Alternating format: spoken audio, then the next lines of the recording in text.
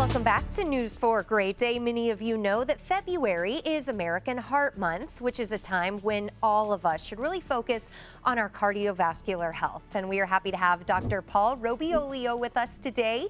He is a cardiologist at St. Luke's Hospital in Chesterfield, and he is here to talk about coronary artery disease, which, doctor, is actually the most common type of heart disease. It is. And Heart Month is a good time, I think, to reflect on the fact that heart disease is also the number one, menace. It's the number one cause of mortality, number one cause of deaths in the United States.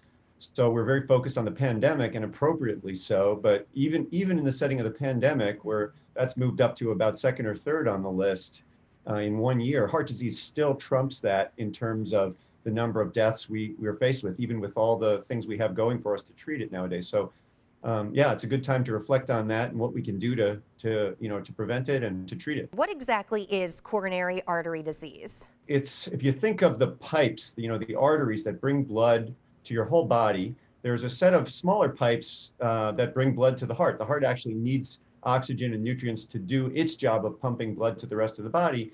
And those little arteries can become obstructed. Just like any pipe, if you obstruct the flow and you can't get oxygen and nutrients to the heart will be damaged or at least prevented from doing its job. And that's what coronary artery disease. It's the buildup of disease in the walls of those pipes, those coronary arteries, that leads to pain in the chest. And we can talk about some of the different symptoms, but it leads to the demise of the heart, leads to the dysfunction of the heart. Let's definitely get into the common symptoms and also the risk factors for this. The cardinal symptom is what we call angina, chest pain.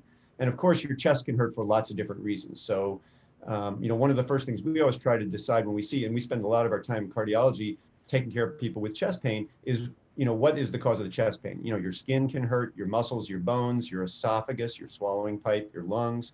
But of course, the thing we worry about the most, because it poses the most risk to our life, is chest pain coming from heart blockage, heart disease.